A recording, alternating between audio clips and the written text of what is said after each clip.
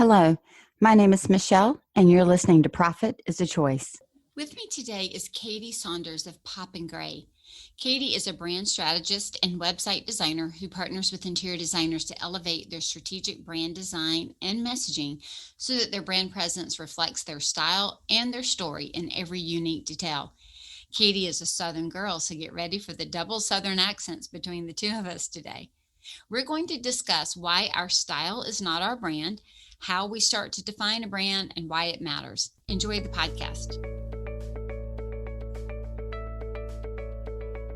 Every day, empowered entrepreneurs are taking ownership of their company financial health and enjoying the rewards of reduced stress and more creativity. With my background as a financial software developer, owner of multiple businesses in the interior design industry, educator, and speaker, I coach women in the interior design industry to increase their profits, regain ownership of their bottom line, and to have fun again in their business. Welcome to Profit is a Choice. Hey, Katie, welcome to the podcast. Hey, thanks for having me. Oh, you're welcome. I am excited to talk to you, another Southern girl, so I'm sure that people will get their fill of Southern conversation today. But I want to tell you just how fun it was for me to virtually meet you through email and then to hop over to your website and get to know you through that. And I just want to touch on that for a minute, even before we start with the whole, how did you start your business and all that good stuff? Because I think what was so interesting, I'm going to give you like the consumer view here, right? Okay. We followed each other on Insta and you sent me some information. I go over, I look at your website, and immediately I'm drawn in with the little pop-up that says, go ahead, pin it. You know you want to. Like, immediately for me, I'm like, oh, I like her. Like this, like that's the kind of, I don't know, you drew me in. You really drew me in. And then as I go through and look at it, even your picture that you have on it, and you know, we hear all the time about be careful what pictures you put on. Do you look approachable? Right. You look fun. You look energetic. I mean, you look like somebody I'd like, let's go sit down and have a cup of coffee. Like, I want to chat with you. That's awesome. And I hope that's accurate. Yeah, no, it is. It really is. That's the goal, is make sure people know kind of what it's like to really meet you in person. Because, you know, some people like, this is really the only, you know, when they come to your website right at the beginning, it's like, you need to show them what it's going to be like so that they actually want to meet you. Yeah. So I want to just share that with you so that other people can hear as well, because, you know, you build websites, you help people do this. And the minute I went to yours, it didn't feel harsh. It didn't feel clinical. It felt very relational.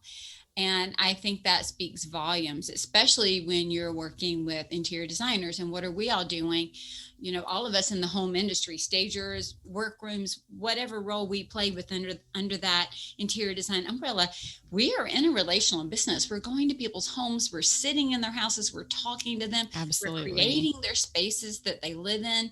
And so we want the people that are creating our spaces, which is our online store, if you will, which is kind of what our website is, that online presence. We want it to be somebody who gets it. And, you know, I know we got a lot to talk about today, but I want you to know I felt like immediately you got it when I went to your website. So it's kind of cool to hear that feedback. That makes me feel so good. That's awesome. Yeah, and, so you know, like, got to go to Pop and Gray. I mean, that's you head up to Pop and Gray and look at it while you're listening to this. But yeah, I mean, that's what I tell designers all the time. And I mean, it's true. Like, design clients are working so intimately with you. They have to want to have a relationship with you. And those tiny little custom things that you can do on your website, just to give them a little hint of what your personality is like, just goes a long way, because people hire people, you know, they want to hire somebody that they like. I mean, nobody wants to spend tons of time, because they are going to spend tons of time with you regardless. So nobody wants to spend tons of time with somebody that they don't like, even if they can create a beautiful home. Right. Exactly. So it really does help to just, you know, get that right from the get-go, kind of show them what your personality is like. Yeah, I really like it. I feel like we're best friends already, and all I did was the website and chat with you back and forth. Start, Katie, and just share with us a little bit of your business journey and how you got to where you are today with the business that you currently have. Yeah. So I think like all of us, it's been kind of a windy road to get where I am now. I went to school for design and journalism, and I started out designing and being a copy editor at newspapers and magazines, and then moved into more of the advertising side. And I worked at an architecture firm, and that was where I got really interested. I did all of their marketing, and we rebranded the firm while I was there, and I worked really closely with their designers. And that was when I got really interested in working with designers. But I was really on, I was really on the advertising side. And then I worked at an advertising firm and, was there for several years. And I eventually left when I had my first daughter. I have two now. And I just realized, gosh, like it was just such a churn and burn industry where you're working with a million clients at a time and crazy hours. And there was really you couldn't like really get super deep with anybody because it was just so chaotic and busy. And I just realized that I could work with less people and do a better job and be working with people that like were really passionate about what they were doing instead of working with bigger companies where maybe, my contact was not necessarily the person who had built the business. It was their marketing rep.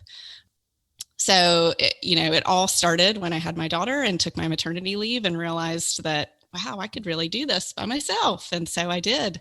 And that was about 9 years ago. And, it has evolved over the years. And I used to do more, a little bit of everything. Right. And, as the years went by, niched down a little more every year. And now I'm to the point where I'm just working with interior designers and I'm just doing full custom branding and custom websites. And it's great. It just gets better every year. So, I'm going to ask this question. If you've listened to the podcast, were you profitable from the very beginning? I was super blessed to have a really low overhead from the very beginning. Okay. I have always been really stingy with my money and a big saver. And so I spent as little as possible in the very beginning. So I have always had some profit, but it definitely in a different way. Like it's definitely evolved over the years. And now I definitely spend a lot more, to make a lot more. And I'm much more intentional on where I spend that money and costs and all of that. So what would you say as your business has grown over the last 9 years, if you could pin it down to one or two things that you think have been the most instrumental in helping you be more profitable, right? What would you say, a couple of things are that you kind of lessons you've learned? Mm-hmm. My guess, honestly, from what you've already said, is that niching down and reducing the fact of you doing every single thing. And, I've already picked up on the fact that you were intentional about your spending. And if everybody knows, I'm all about aim with intent, be very, very careful. Right. So those are the two that I picked up just from what you've shared. But what would you say they were? Yeah, I would say for sure what has made a huge difference for me in the last few years has been really niching down on who I'm working with. Tell me what that means. So for me, it means I used to say, if you would go back maybe 4 or 5 years, I worked with all creative entrepreneurs, which in my head felt very narrow, but in reality, well, let's be real. That's already one level of niching down. Right. And that was, from the beginning, that was what I always said. But in reality, almost everyone calls themselves a creative entrepreneur. These days they do. Really almost any small business will tell you they're a creative entrepreneur. Right. So I was working with tons of different industries, and some of them, I found like I really enjoyed working with, and some of them I didn't. And it just means, when you work in lots of different industries, you have to keep recreating your process. And so I feel like just working with interior designers has really made my business so much more profitable, because it's like I know exactly what I have to do every time. My team members know exactly what they have to do every time. We have a very structured process. So it doesn't take any of us extra time to really like sit down and have to research, where they're coming from. Because we can hit the ground running. So we save time, which, helps us make more money. Right. It's funny. I've even niched down when I first started. Mine was a little more broad. I did the whole creative, everything. And what I have found has been quite similar, but I even niched down again at the beginning of 2020, and that I've got 3 basic things that I'm helping people do. And that's build a strong foundation, scale their company, and have full ownership of their financials. That's it, and so if they're not looking for those 3 things and they're not ready for those 3 things, then I'm not the right coach for them. Yeah. Right. But if they make sure that the foundation is solid, make sure they have full ownership and understanding to be able to use the financials and scale, meaning just grow. Doesn't even mean they got to go build some huge firm. And I found that, what's been so cool about niching for me, and I'm curious if it's the same for you, because we have, designers and other creatives within the interior design industry who are asking themselves all the time, well, I thought I had niched down. Do I need to niche down further with just a product or a service? But what I found is that actually it's more exciting for me. Some people say that they can get bored, but for me, I don't get bored when I'm going to say narrow what I do and how I do it.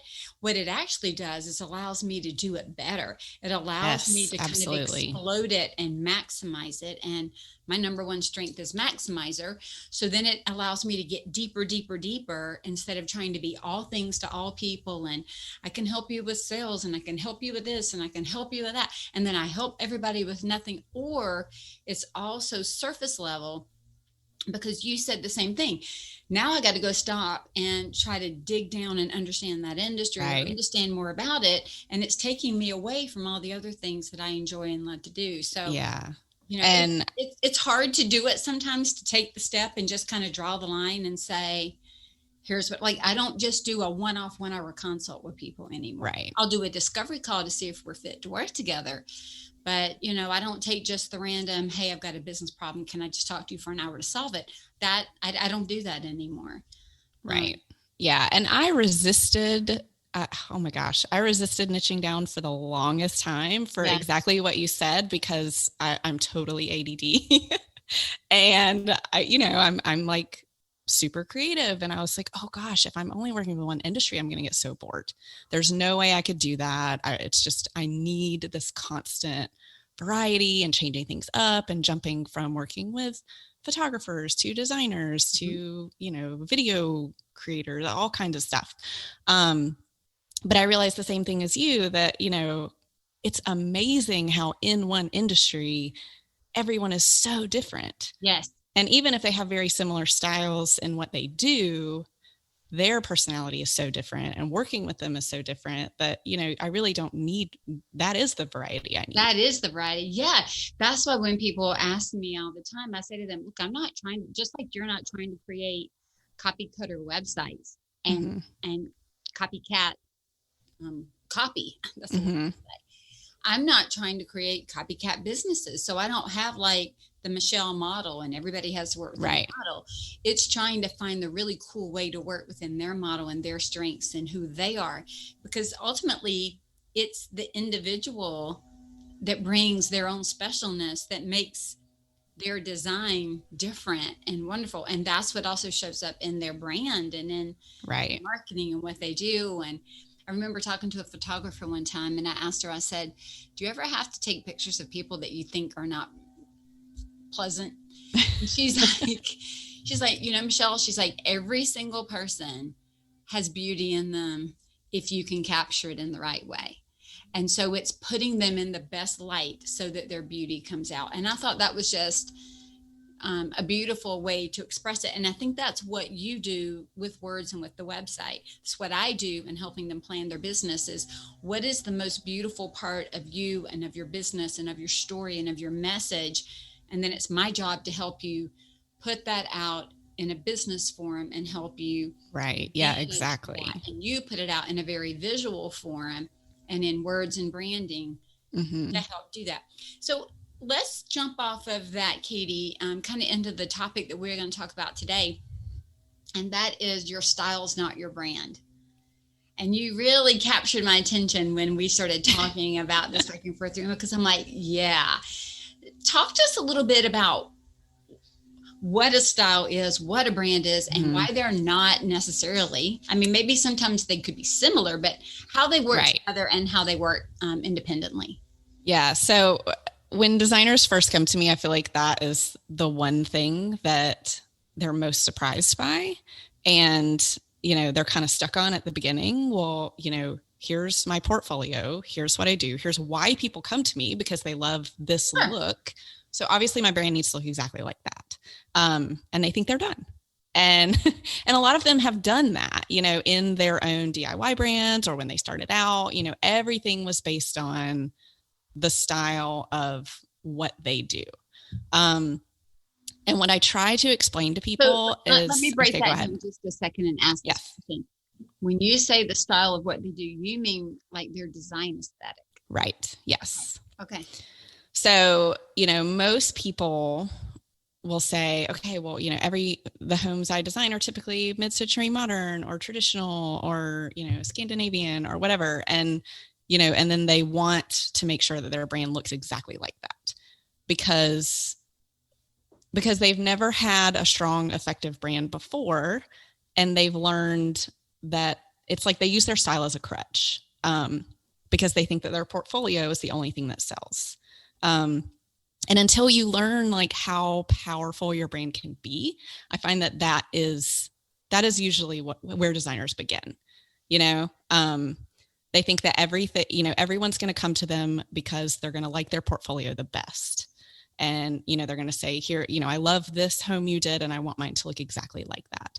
But what I try to explain to people when we first start is that if that's all you do, if that's where you stop when you're creating your brand, then you're giving people the opportunity to price shop and to put you in a bucket with a whole bunch of other designers, because there's only so many different just overall styles. And, consumers are just automatically going to say, okay, well, this designer, they all have kind of similar looks. So they're going to put you in a bucket with them. And so if that's where you end and that's where your brand ends, then that's all they have to go on.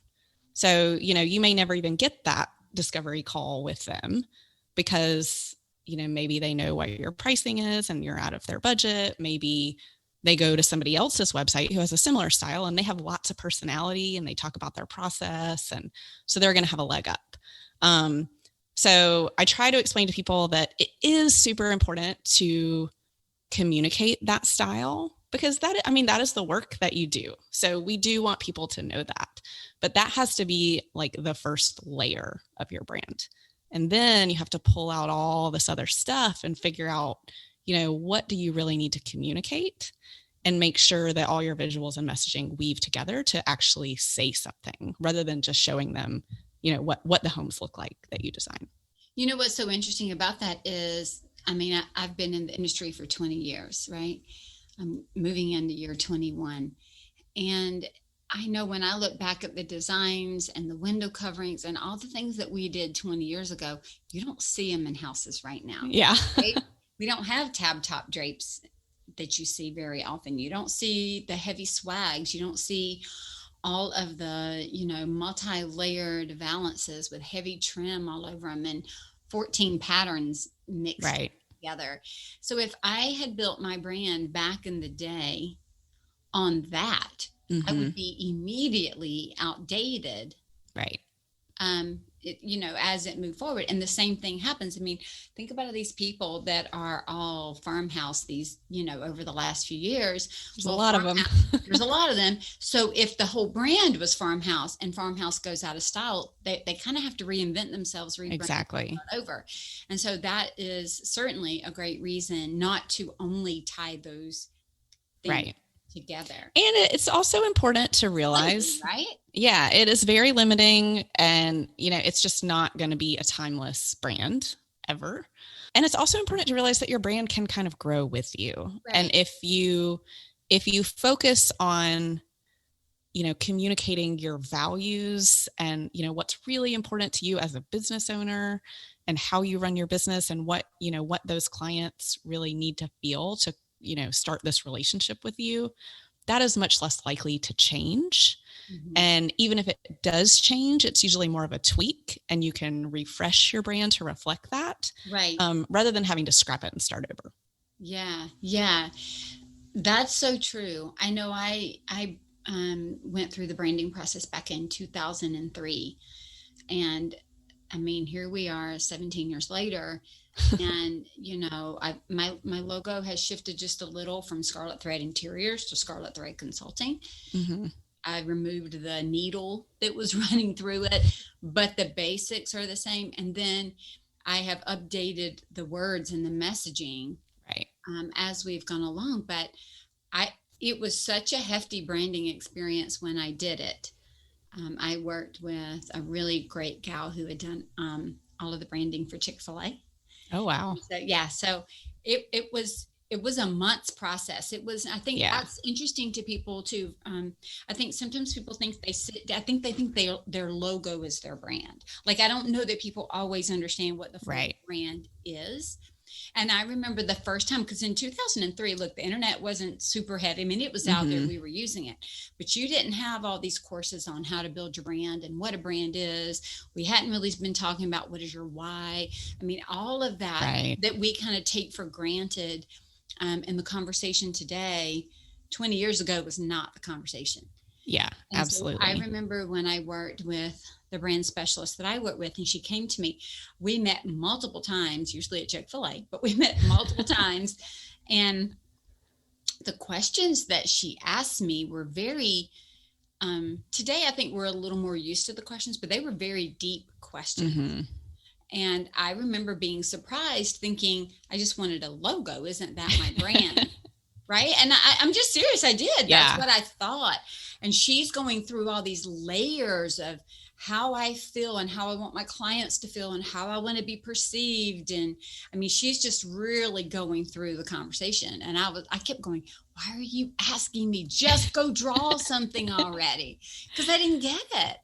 And then when it was over, I'll tell you when I knew that my brand was right for me. When she showed it to me and talked me through it and showed me why each element was selected. It wasn't just that looks good as a piece of clip art. It was created for me based on what I said and how I wanted things to be structured, along with some messaging points and everything else.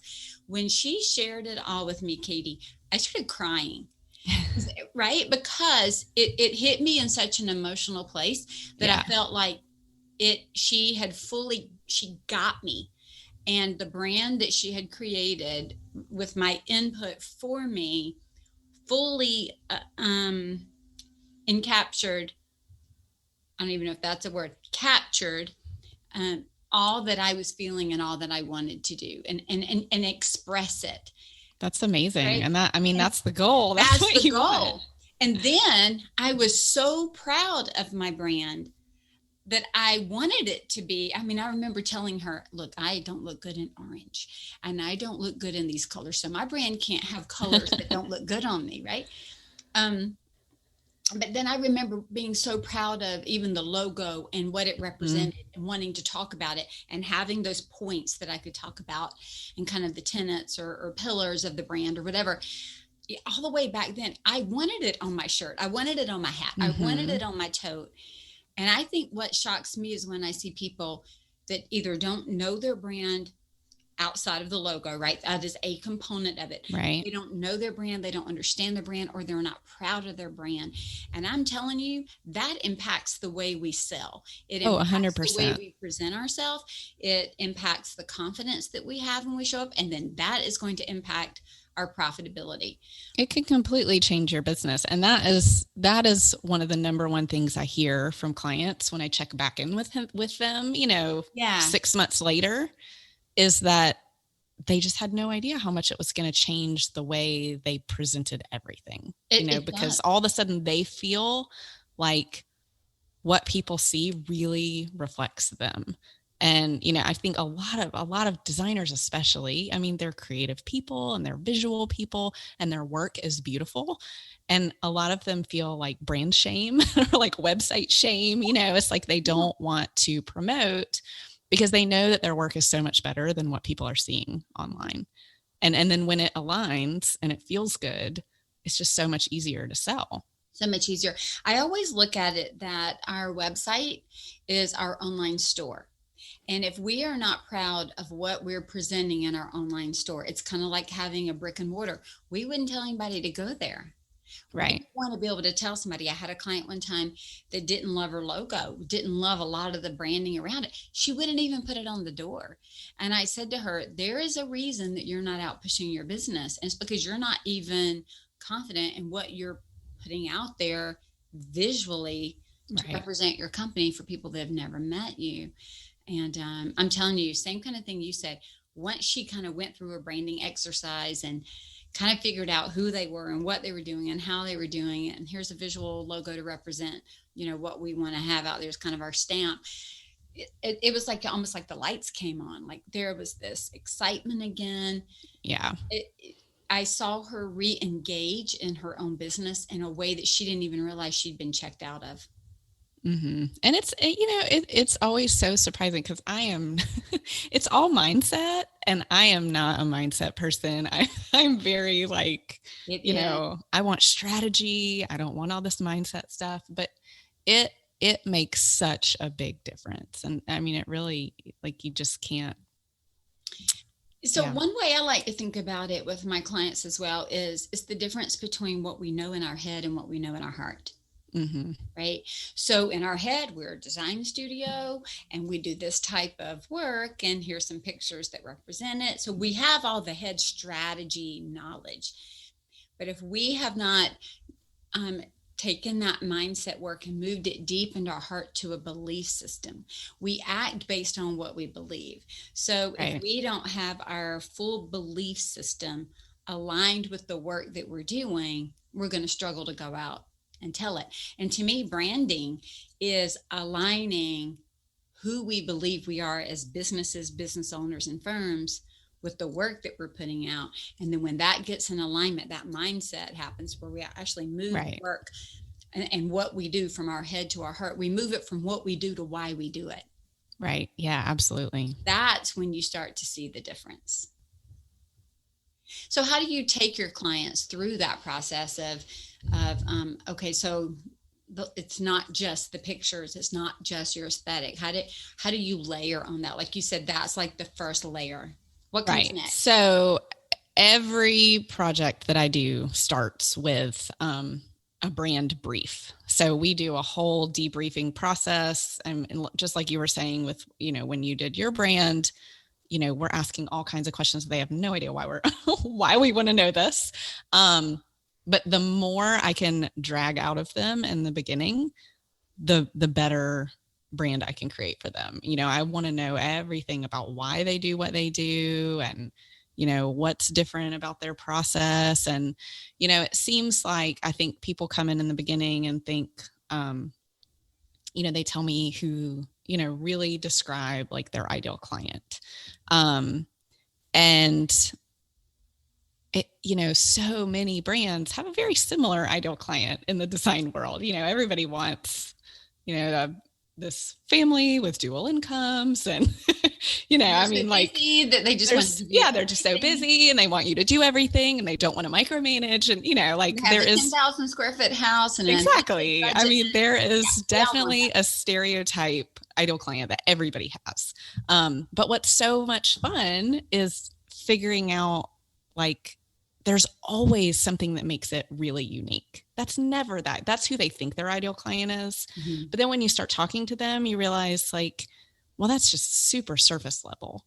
And so they don't know that in the beginning. So really part of the process is asking all those random questions. It's the discovery, right? Yeah. Just to get to, who really is that client? Because it's really not, they may have dual incomes and a 10,000 square foot house, but what is it that make those people different? And why is it that they're attracted to you? Why do you work so well together? and we are in the middle of working with somebody right now. And, you know, she was just like that in the beginning, like, well, I mean, I just want my clients to have good taste. They don't make me do tacky things. So they have big houses. Like, you know, it was very surface level. And then when we started talking to her, I mean, she told us the amazing story about her husband had been a sailor forever, and they had like traveled the world, and she was this huge traveler, and she was a big art aficionado, and then starts talking about her clients, and oh, well, we did this amazing historic renovation of this huge like plantation, and they moved the house. I mean, just amazing. And talking about her, you know, how these people had all these sentimental items from all of their travels, and you know, and it's like she hadn't even made that connection that her clients were all well-traveled people.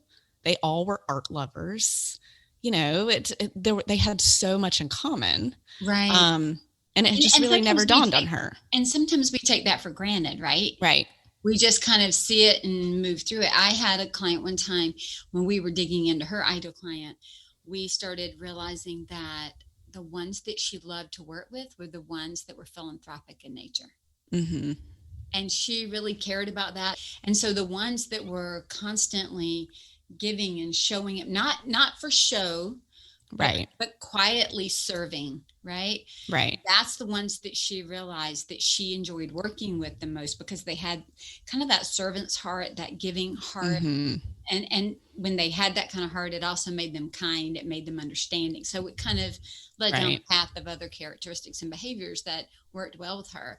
And she hadn't put it together before. Yeah. And it's a snowball kind of process, you know, when you start to realize there are a couple things that, you know, you really figure out, and then all of a sudden it's like, oh gosh, you know, all these things about your client that you didn't really realize. And it just makes it easier to start figuring out. I mean, in branding, there's so much psychology behind it. So once you know some of those things about your client, and then you know what's important to you and what your values are, and you can find where all of that aligns, then you can look at color psychology. You can figure out, you know, what kind of fonts communicate this feeling, and, you know, and then you figure out what needs to go into your messaging, and it's just one thing after another. It all sort of falls into place, but it doesn't until you get those details in the beginning. All right. So if we were to compare creating this brand to the work that I do and the work that designers do, it's a layered approach.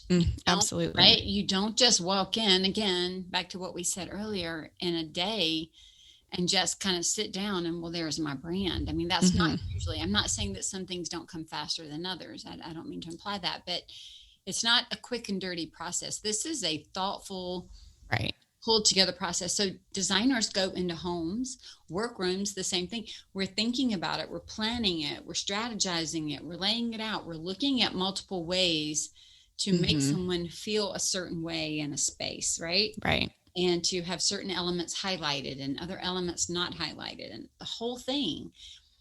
And sometimes you don't even see it all at the beginning. You have to work your way through it to kind of get the best of the best and see it. When I go in, I tell people my job as a coach is to help you design your business. So we have to sometimes pull it all the way apart, go all the way down. I don't care that you're a $5 million company. I got to go down to the basics to make sure that the foundation that you have is going to support moving you to 10 million.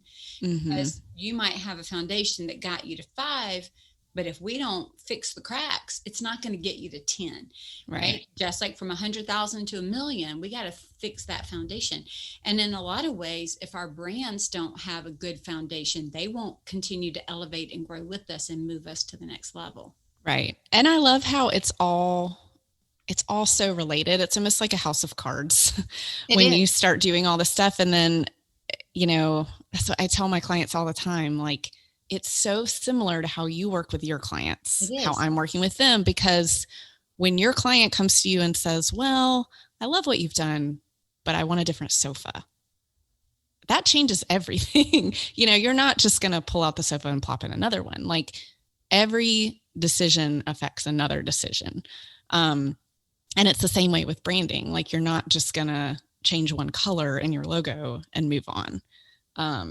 It's everything affects everything else. And you have to look at it as a whole, and you have to look at all of your copy and your tagline and your logo and, the patterns. I'm real big on creating patterns for brands, because I love when you can have these consistent graphics and elements and things that aren't your logo that can be recognizable. Because I think a lot of brand designers stop with the logo. They give you a color palette and they're going to give you your font and they're going to give you your logo, but that's not a brand. And so I like showing people how you can have all these interchangeable parts, and then you have to figure out how it all works together as a suite. And you can't just change one without, making sure it works with everything else.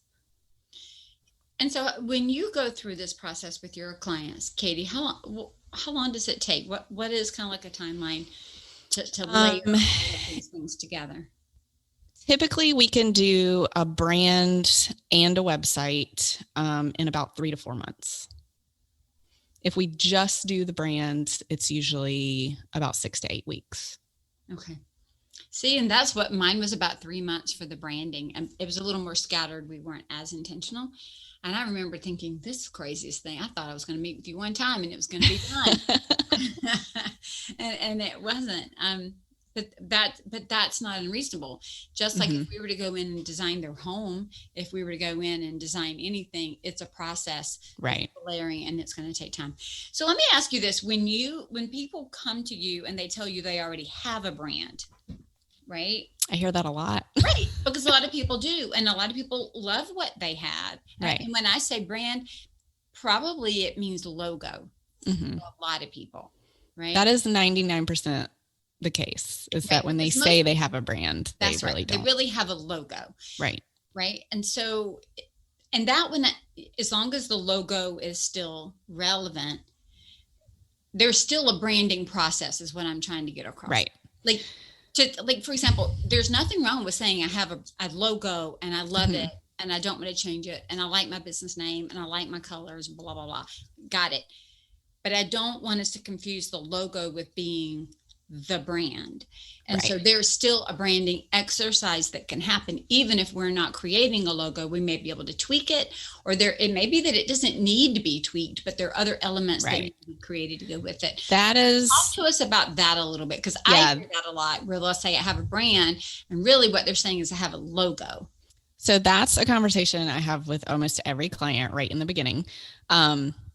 Because what I get a lot, and like you were saying at the beginning of this call, that, you don't work with everybody anymore. You're not doing every service. So, and I'm the same way. Every project starts with branding. So I do get people that come to me and say, well, I already have a brand. I just need a website. And the discussion we always have is that we need to dig into what you do have before we agree on whether you actually have a brand or not. Right. It's that foundational piece, right? Right. We need to see if you don't have the foundational brand work done. And let's be honest, some may come to you and have 75% of it. And maybe they had the whole 100% 3 years ago, but their brand has evolved and there's 25% that needs to be shifted, updated, changed. Some may come to you with 10%, meaning they have the logo. Right. And they have no messaging, nothing else. Yeah. And what we generally do is we sit down and go through the process. Yeah. Regardless of what they have, and then compare it to what they have and say, okay, does the logo that you currently have actually reflect what we just found in all of this brand work? Or do you need a new one? Or does it just need to be tweaked? Or, what is the next step? Right. But we can't decide what that next step is without doing all that initial work. Right. And do you get a lot of pushback on that, or do they understand it when you go through it? Because you know what? It's no different than saying, come in and design my house, but I've got all my furniture. And you're like, I do think it's furniture might not really go with where you're telling. It's a fear thing. It's really hard to, I think, and I mean, all of us as entrepreneurs who have worked really hard to build our businesses, like for a lot of people, that logo that they built their business on, they're really attached to it, whether it's actually doing its job or not. Right. They feel really emotional about it. Well, because they're connected to it. Right. So usually it's just a conversation about, a lot of times what I tell people is, this old logo, because it does not reflect all of what we've just discovered in this brand discovery. What you need to wrap your head around is that this logo represents the old design firm. And what we are trying to do is take a step forward. And, what got you to this point in your business is not going to get you to the next level of your business. But we can be thankful for that, right? Right. To be thankful that the logo that you had or the brand that you had brought you to here. Yes. And there are a lot of logos. Yeah. There's a lot of brands that I work with where we do a new logo, but if you look at their old logo and their new logo side by side, it's like you can see the trajectory. You can see the history of that company, and you can see that this is a step in a new direction, but we're still preserving all that history. We're still saying This is just the new firm, but it's the future of our firm. Like I've even seen quite a few where they didn't change much except the fonts. Mm-hmm. Right? Because a small change can make a huge impact. Yeah. Mm-hmm. It really, and it's just being intentional about it and knowing how important those choices are. And, knowing which small changes will actually make an impact. And, don't change your logo just to change your logo, but also don't hold on to an old logo that's not communicating the right thing. Because I think, people are so scared to change sometimes because, everybody knows this logo and I've had it forever. And okay, but we can honor that and still get you to the next level where if you're just going to say, well, I can't ever change this, then you're not going to move forward. So when we think about brand, with logo, without logo, the whole thing, right? Mm-hmm. And people come to you and tell you that they have a brand and you go through that discovery process to even figure out what they really do have. You were saying that you think one, especially if they have a logo already, that one of the things that stops them from moving forward is fear. But I would say the other one, and I mean this in the best possible way, is ignorance. It's that belief that if it's always been that way, it has to always be that way because they're not going to recognize me. They're not going to trust me. I've already built my reputation. Or ignorance of the process that brand means more than logo, and it can continue to evolve. Right. And realizing that it is super rare for a company, 10 years out to have the same exact client that they had when they started. Right. It's very rare unless you're McDonald's. Yeah. I mean, so what worked for them and, what attracted the right clients to them at one point is really probably not effective at all anymore because they have a whole nother client now. So they have to make sure that it's communicating the right things. That's exactly what I do in my aim with intent methodology, is I talk to them about the fact that the systems and the processes that we use to build the business to where they are may not be the same systems and processes without tweaks or without complete changes that are moving them forward. I mean, when we think about it, if you're starting a design firm, you're solopreneur, you're doing some of these beginning projects, they may be $5,000, $10,000 all in. And we are just like blown away that we've got $5,000 or $10,000. And then you go out a few years and the budgets are $1 million or 200 million or whatever. That's a whole lot more that we have to manage. And the process of managing a $10,000 budget and managing $1 million budget are not the same. They may have some of the same basic principles, but it's not the same. The financials that we have to watch when we're a person of one or a company of one is very different than the financials that we have to watch when we have rent and when we have employees. And so, again, that same thought process with the brand. It's like buying a bigger house. You might have furniture, but it's not what you need for the next location. Mm-hmm. We all kind of know that. We just don't always apply it to the idea of growing our brand. Yeah. Well, and there's a stubbornness to it. And, I just don't want to do this. But isn't that true for everything? I mean, yeah, absolutely. Well, and, it's hard because then you think about everything that it affects when you start changing one thing and then you're changing another thing. And then, oh gosh, I just got new business cards and now I'm going to need new ones. And what do you mean new colors? What about I had somebody who had just painted their logo on the side of their brick building. And she was like, oh, but I just did, so you just start thinking about all the things, and it does, it's a snowball and it affects a lot of things, but you just have to think of long-term ROI on stuff like this. And, is saving a couple $100 on business cards right now really the right decision when, really changing things could bring in, way more than a couple $100 in the coming years. All right. So let me ask you this. Given that I'm certain that this is a conversation that you have often, I just know that it is because I have it often, and I'm not even doing branding, right? And this is the way I've always done it, but wait a minute. Right. All right. So how do you play psychologist and really help them? Because it is emotional. I mean, most people are emotionally attached to what they have created and what they've done. They are, and rightly so, right? So, so I get that because I am too. Like you said, there's a stubbornness, there's a fear, there's some intimidation. Mm-hmm. It feels like a mountain in front of you. How do you encourage them to look forward, or even encourage them to keep the same logo, but change the message? Like sometimes it's not just, I'm trying to make the point here. This isn't about just one thing. Right. This exactly. is about the overall brand. So your logo could be perfect, but your messaging be stinky. Yes. Or vice versa. So how do you calm them in the process to even say, come on and trust me and take the next steps with me?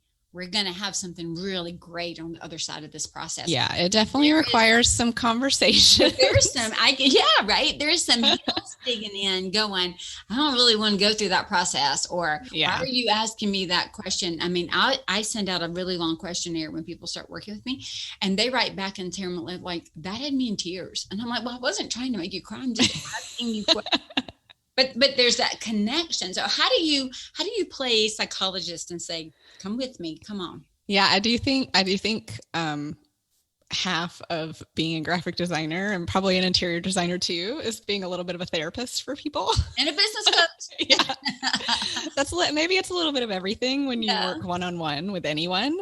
But yeah, I mean, it's just a lot. It's having very open conversations. And I always want my clients to know that at the end of the day, this is their decision and this is their brand, and they have to be happy with it. And I'm going to do my job, which sometimes is to give them that hard news that what they have is not going to support where they want to go. And I'm going to give them all the information I'm going to give them, and I'm going to do my best to urge them to move in the right direction. But I always say, at the end of the day, this is your decision. Like, I'm not going to force you to change something that you don't want to change. It's not going to become like a competition between who's going to win this fight over where you want your business to go, because, it is their decision. But, I don't know, maybe it has something to do with being a Southerner and the way, just the way that I talk to people, and, people, we just, it ends up being a very friendly conversation. Sure. Yeah. But because we really care. I mean, we're having these conversations because they came to us, right? Right. We didn't and I think tag them in people and say, yeah, your brand is stinky and I need to help you. Like right. they came to us. But then I think when they get through that know, like, trust, it's that at the end of the day, Katie wants to help me make my brand representative of Right. what I'm And doing. I think that comes across. Sure. I mean, I would say probably 75% of the people who call me initially call me because they think they just need a new website. And that's it. They just want a new website. And then we start talking, and then, then they realize, okay, maybe there's more to it than that. And maybe I'm just lucky, but I've had such great clients that have actually listened to me and trusted me and let me lead them in the right direction. I don't know. It's never easy, but I think it's something that people always see dividends on that. Sure. So, all right. So let me ask you this. How often then, let's say that somebody's worked with you, they have worked through their brand, whether it's a new logo, a tweak to the logo, the same logo, but their messaging's on point, their brand pillars, their voice, they've got all that worked out. They get the new website. How often do you think they should kind of like do a brand review? I would say usually like every few years I would look, or if they've made any kind of pivot, then at any time, if they're pivoting their business every year, then there's probably a bigger issue than just their branding. Sure. But I think anytime that you are looking at changing a service, or adding a service or anything like that, I would always look at branding then. In general, if things aren't changing a whole lot, I would say probably do like a check-in every 3 years. Okay. I mean, I feel like if your brand is done really well and you're not changing your client or your mess, like you're not really trying to change something, you're just status quo, that you really should not need more than a tweak in 10 years. Right. You should be able to do like a 10-year potential tweak just to make it not look dated, because eventually, no matter what you do, it's going to date. But you shouldn't need to start from scratch. Right. I wouldn't think ever. Good deal. Good deal. So let me ask you this as we start to wrap up. When people come to you and say, I want a new website, since that's the way 75% are coming to you, and you start the conversation with them about, we start with brand and here's what we do. You said it's about, did you say about 3 to 4 months from kind of that first reach out in general until? So it takes about 3 to 4 months from the time we start the project. Right. Okay. Yeah. Okay. And is there when they're looking to choose someone to work with in the capacity that you serve and what you do, what are some of the things they should look for to figure out if it's the right company or branding expert to work with them? Because there are multiples out there, right? Oh, yes. How do you, just like when a homeowner says, how do I choose which one? We're not just choosing on budget, but how do they make the decision on if this is the right company to work with? Right. Yeah. Brand designers are a dime a dozen. There's I wouldn't say that, just but I'm a ton of us. Just like all the rest of us, there are multiple. So what's that thought process that they should go through when they're making a selection? So I like to tell people to, no matter what, they should get on a call and talk to these people. I don't think you can tell just by, going back and forth in email. Like, you need to make sure that this person is a good communicator and actually talks to you in the way that, makes sense. And you can usually tell in a conversation because there are going to be strong-arm designers that are going to say, like, here's how I do it, and there's no other way, and this is what you're going to do. So if that's not the way you like to work, then, you can usually tell that in a 15-minute conversation. So definitely look at that. And then I would definitely look at, there's no, anyone can call themselves a brand designer. There's not a certification. Right. It's not regulated in any. Yes, there's no regulation. And there are a lot of kind of hack designers out there. So you have to be really careful and know that the person that you're hiring can do what they say they can do. Mm-hmm. So I like to tell people to make sure that if they really want someone to look at their brand, that this person is not just someone who just only does visuals. You want to make sure that they actually are going to look at your messaging.